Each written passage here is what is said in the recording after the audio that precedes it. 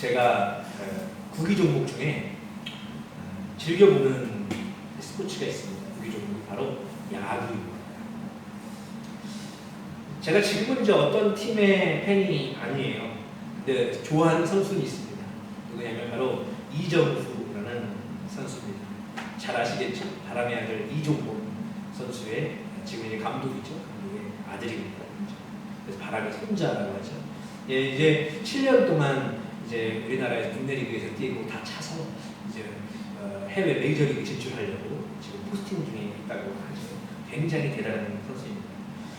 근데 이제 제가 이제 지금 응원하는 팀이 없다고 했잖아요. 근데 원래는 있었습니다. 제가 있었는데 어디였냐면 제가 이제 충남 사람이다 보니까 어디 계세요? 하나 이글스. 하나 이글스에 대해서 할 말이 많이 이제 있지만 적고 어떻게 이렇게 꼴찌를 많이 했는지를 잘 모르겠습니다. 근데 처음에 잘 하다가도 뒤에 어렵더라고요. 근데 하나를 상징하는 마스코트가 뭔지 아시나요? 바로 이글, 독수리죠. 독수리. 근데 독수리인데 하도 야구를 못하니까 하나 이글스라고 안 하고 졸업생각하고 하나 치킨스라고 사람들이 부른다고 하더라고요.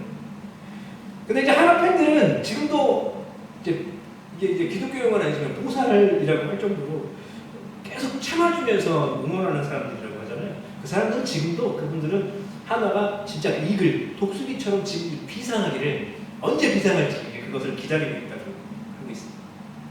근데 이 하나를 상징하는 독수리 진짜 비상하면 좋겠죠.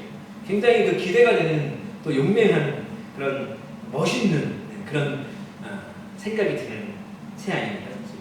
근데 이 독수리가 용맹한 만큼 멋진 만큼 이게 새끼를 키우는 방법도 굉장히 다른 새에 비해서 특별한 방법이 있다고 하죠.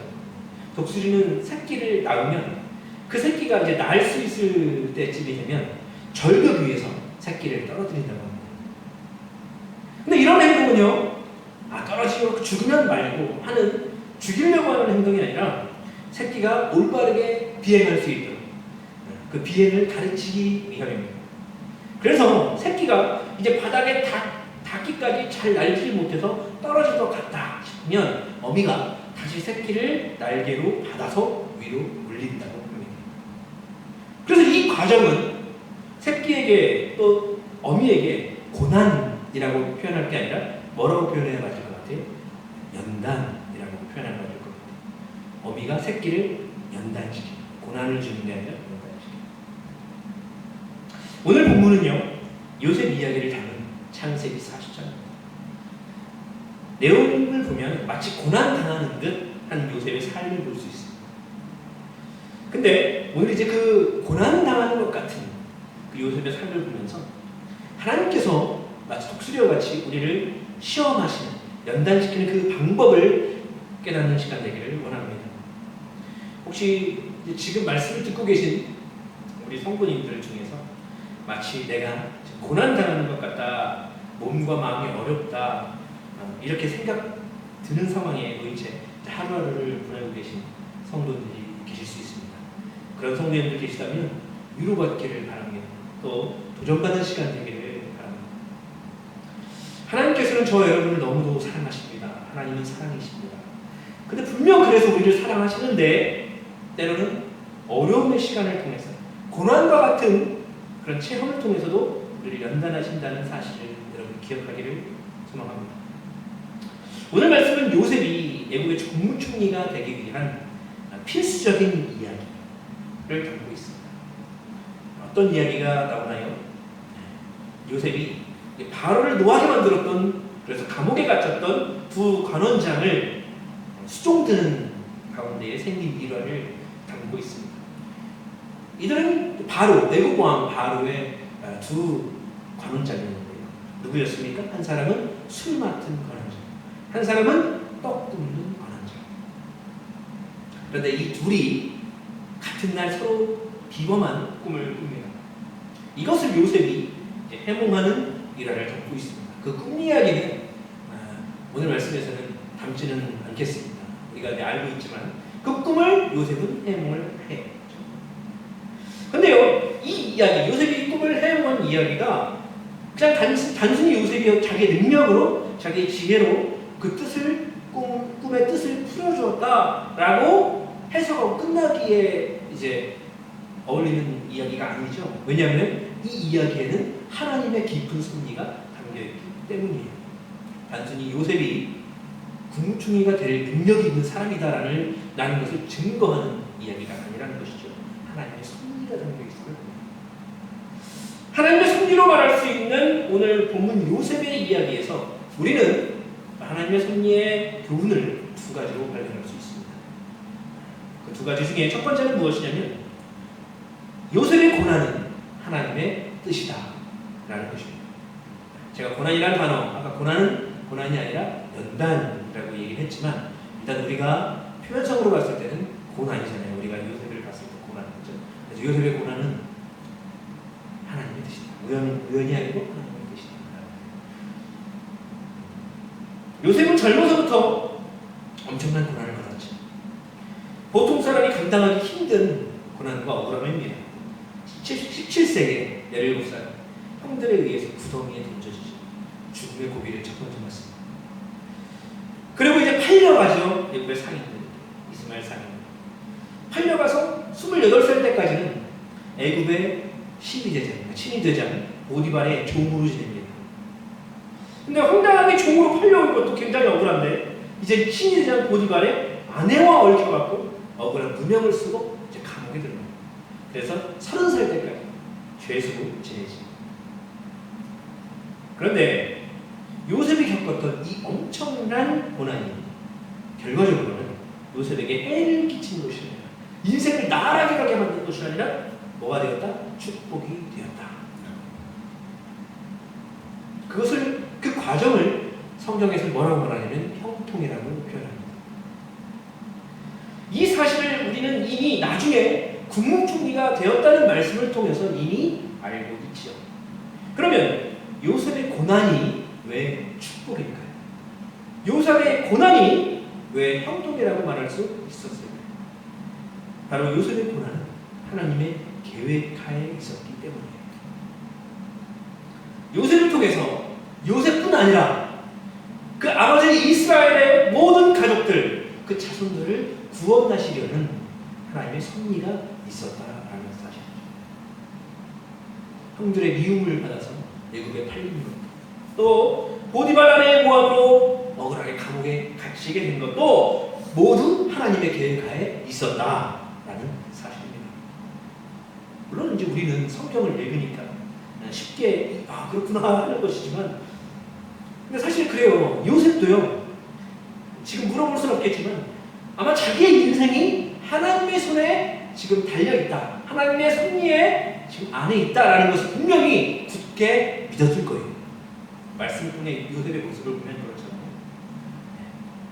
근데 그때 이제 요셉이 감옥에 갇힌 후에 때를 맞추어 두 사람이 등장해요. 누구요? 두 간원자, 술 맡은 간원자, 떡 굽는 간원자. 그들이 한날에 감옥에 갇힙니다.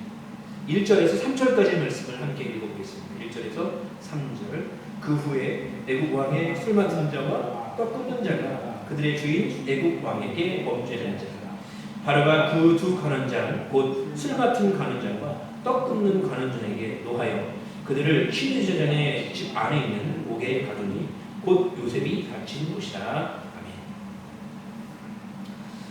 요셉에게 감옥이라는 곳은 어떤 곳이었을까요? 참으로 낯설고 답답한 곳이었을 겁니다.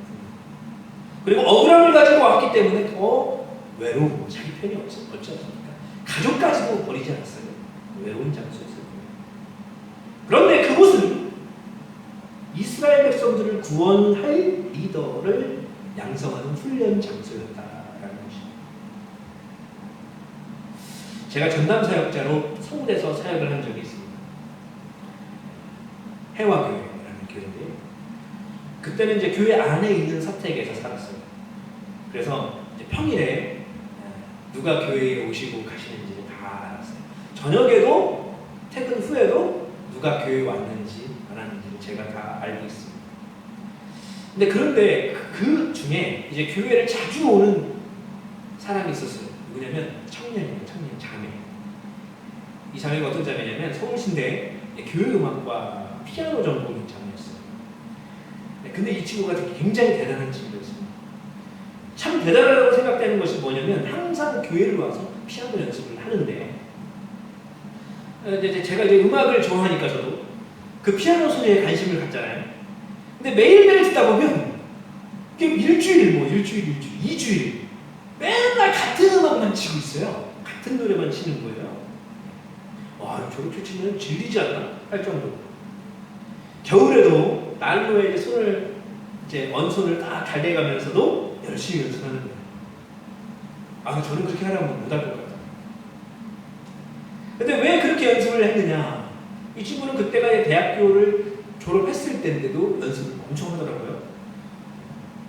목표가 있었다.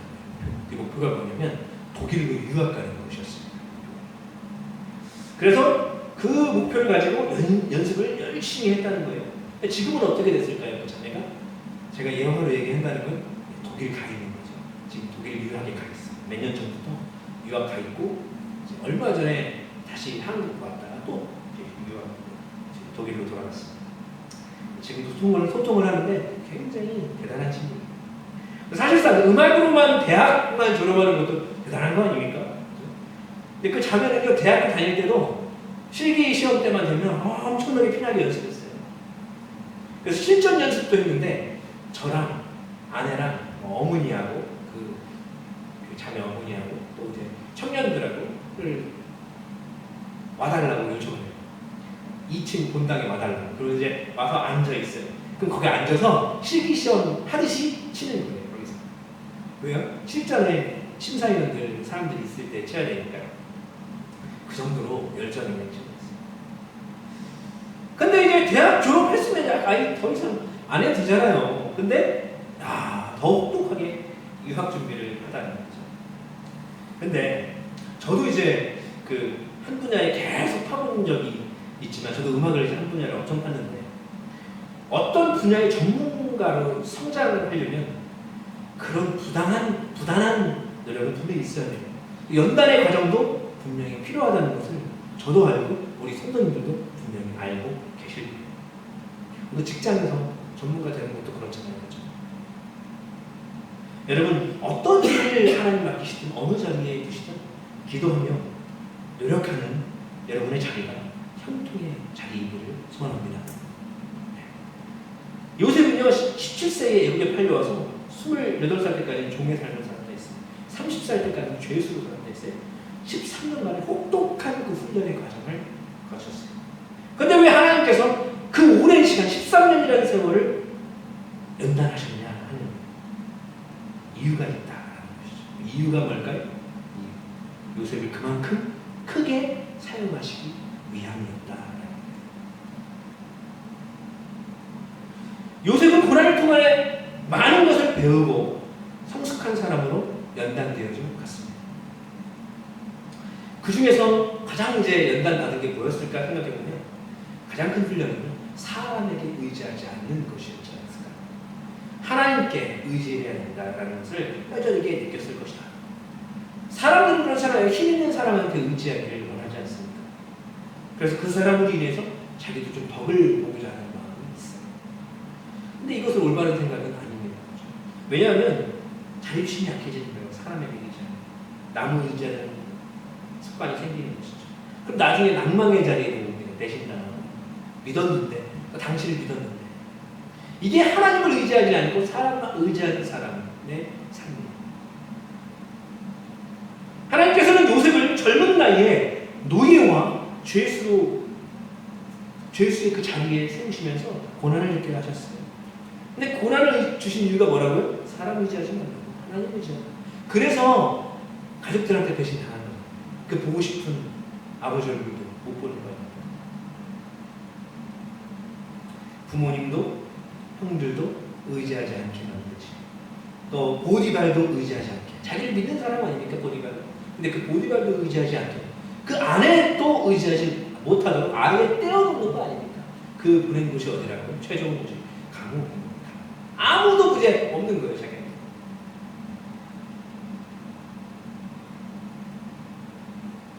그런데 우리 하나님이 그렇다는 거예요. 하나님만 의지하기를 원하신다. 이사야서 43장 1절에 이렇게 말씀합니다. 야곱아, 너를 창조하신 여호와께서 지금 말씀하시느니라. 이스라엘아, 너를 지으신 이가 말씀하시느니라. 너는 두려워하지 말라. 내가 너를 구속하였고 내가 너를 지명하여 불렀나니 너는 내 것이라. 아멘. 무슨 얘기입니까? 하나님이 책임져 주시겠다는 거예요. 내가 너를 지명하여 불렀으니 너는 내 것이라 하는 거예요. 저는 이제 목회자지 않습니까? 근데 이제 저희 형도 목회자시고, 근데 목회자는 그렇습니다.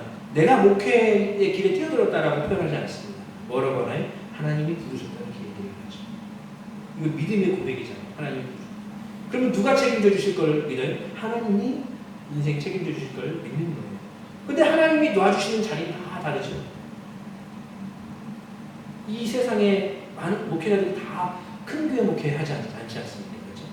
그렇다고 큰 교회 목회자들만 하나님 책임져 주시는 건 아니잖아요. 작은 교회, 개척교회 목회자도 하나님이 지명하여 부르신 거예요.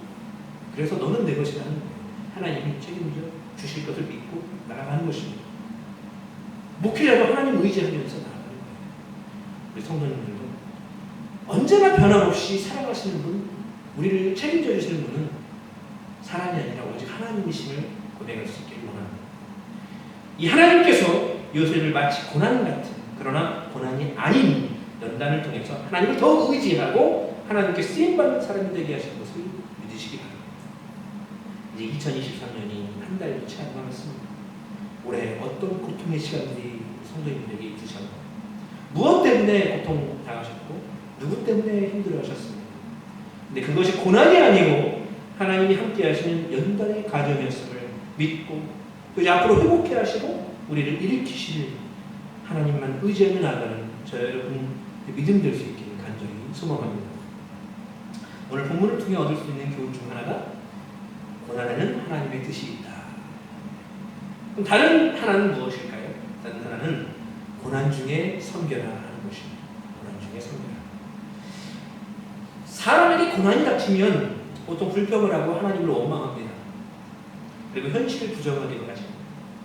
왜냐하면 내 코가 성자기 때문이에요.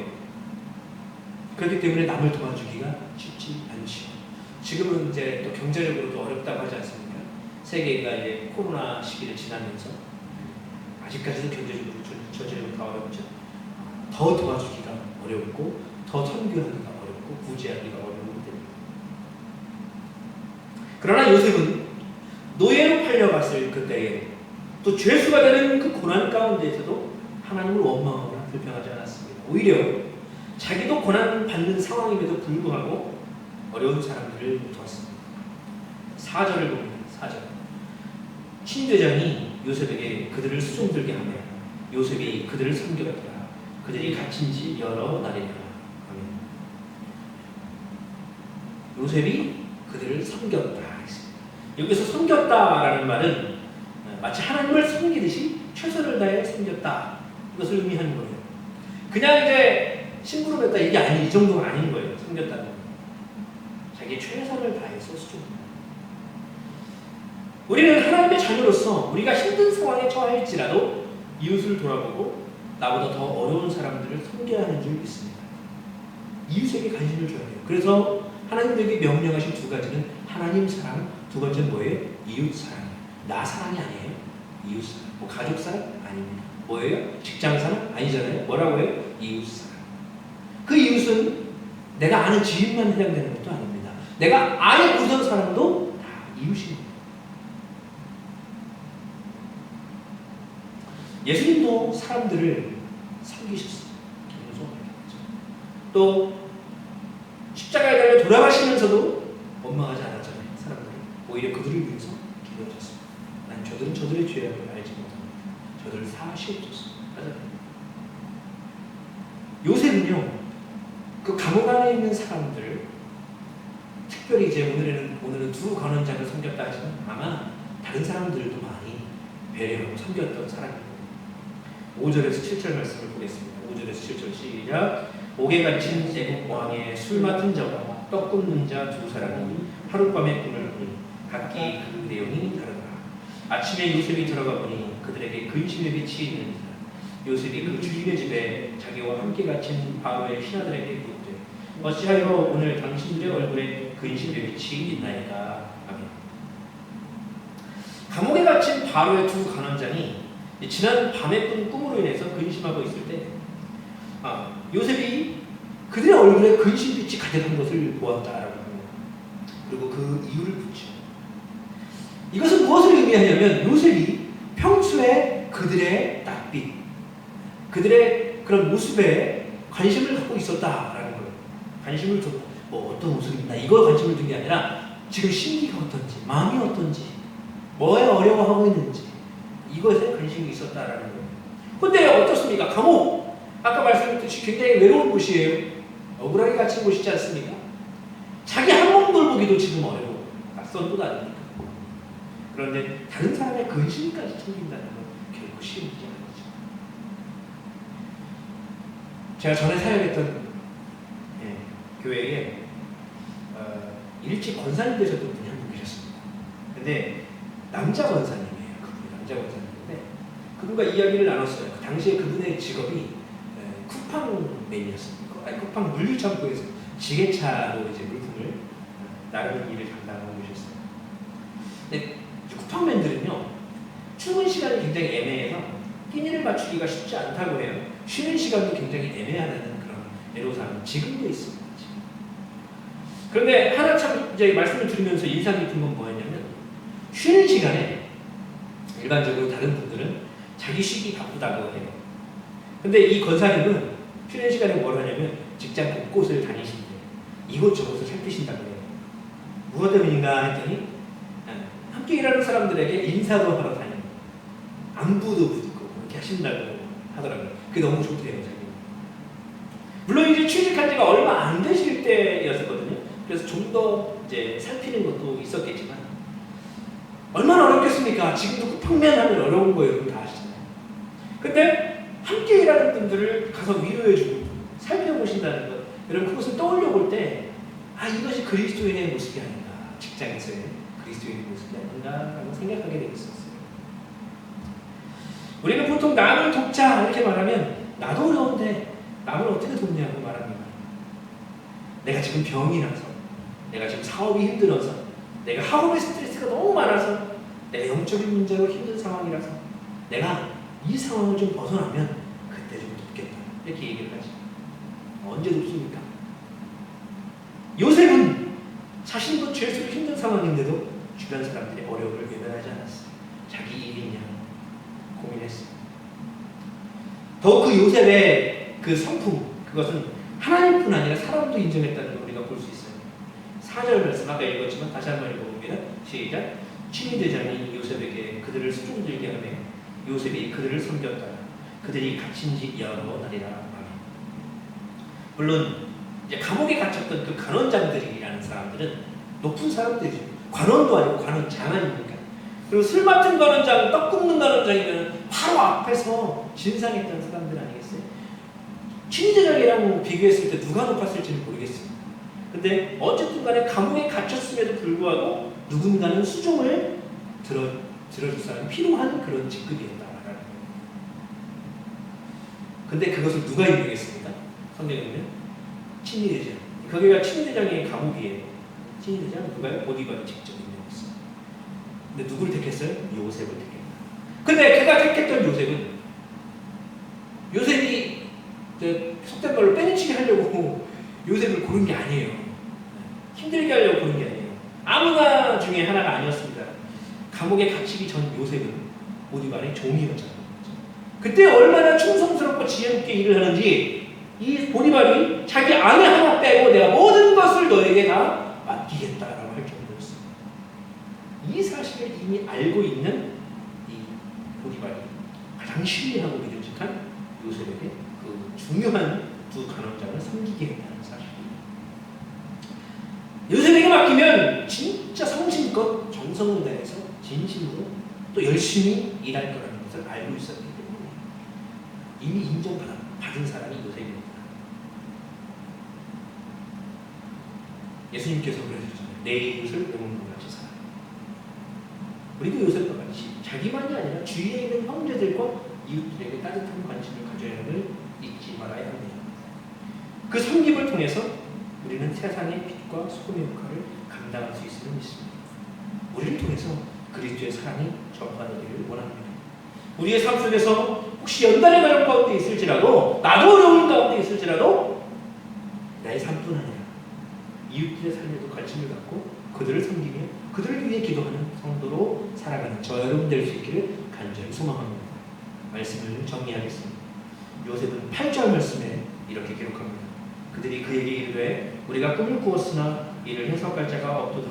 요셉이 그들에게 이르되 해석은 하나님께 있지 아니하니까 청하건대 내게 이르소서. 아멘. 요셉은 어지간한 믿음이 있는 사람이 아니었습니다. 요셉은 하나님을 믿었어요. 아까 첫 번째로 하나님을 의지하는 것이 교훈이라고 했잖아요. 요셉은요, 해석은 자기가 하지만 그것은 하나님께 있다라고 고백합니다. 말은 자기가 하는 것이면 자기를 통해서 역사하신 하나님을 고백하고 있습니다. 자기에게도 자신에게도 선포하는 것이고 두 간원장에게도 하나님을 높이고 있는 요셉의 모습을 보는 거예요. 삶을 이끄시는 분이 하나님이십니다. 이걸 돌려서 말한다고 볼 수 있습니다. 여러분, 그 요셉의 삶을 이끄신 하나님께서 저 여러분의 삶을 지금 이끌고 계십니다. 순간순간 어쩌면 표면상으로 보면 내 노력으로 살아가는 것 같지요. 근데 그 중심에는 하나님께서 계획하고 운행하고 계심을 여러분 고백하시기 바랍니다. 우리의 삶의 자리가 기쁨의 자리이든 또는 고난의 자리이든 하나님 뜻 가운데 있는 자리임을 고백하기 위해서 고난 가운데도 하나님을 온전히 섬기고 또한 이웃을 섬기며 나아가는 저와 여러분의 삶이 될 수 있기를 간절히 소망합니다. 기도하겠습니다.